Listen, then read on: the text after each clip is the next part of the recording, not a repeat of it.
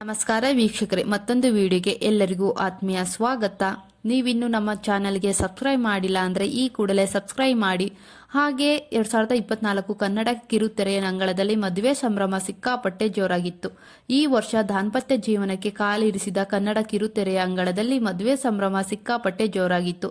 ಈ ವರ್ಷ ದಾಂಪತ್ಯ ಜೀವನಕ್ಕೆ ಕಾಲಿರಿಸಿದ ಕನ್ನಡದ ಕಿರುತೆರೆಯ ತಾರೆಯರು ಸಂಖ್ಯೆ ಸ್ವಲ್ಪ ಜಾಸ್ತಿನೇ ಇದೆ ಅಂತಾನೆ ಹೇಳ್ಬೋದು. ಲಕ್ಷ್ಮೀ ಬಾರಮ್ಮ ನಟಿ ಲಾವಣ್ಯ ಹಿರೇಮಠ್, ನಾಗಿಣಿ ನಟಿ ದೀಪಿಕಾ ದಾಸ್, ಗಿಣಿರಾಮ ನಟಿ ನಾಗರಾಜ್ ಅವರು, ಹಾಗೆ ಲಕ್ಷ್ಮೀ ನಿವಾಸ ನಟಿ ಚಂದನ ಹರಿಕೃಷ್ಣ, ನನ್ನರಸೆ ರಾಧೆ ನಟಿ ಕೌಸ್ತುಭ ಮಣಿ ಸೇರಿದಂತೆ ಕಿರುತೆರೆಯ ಹಲವು ನಟ ನಟಿಯರು 2024 ವರ್ಷಕ್ಕೆ ವೈವಾಹಿಕ ಜೀವನಕ್ಕೆ ಆರಂಭಿಸಿದರು.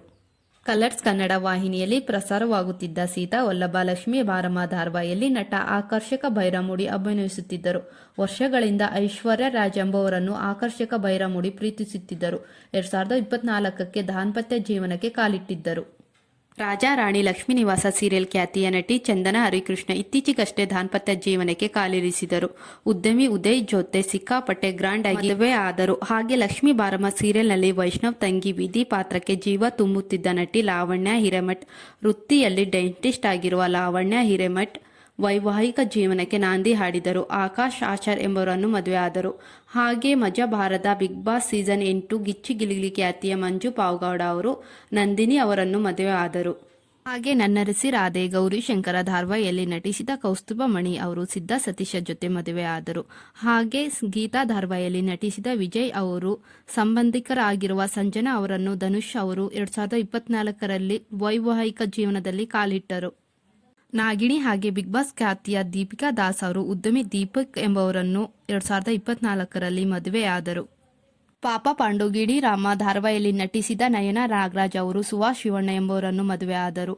ಹಾಗೆ ಬಿಗ್ ಬಾಸ್ ಖ್ಯಾತಿಯ ಸಿರಿ ಅವರು ಪ್ರಭಾಕರ್ ಎಂಬುವರನ್ನು ಮದುವೆ ಆದರು.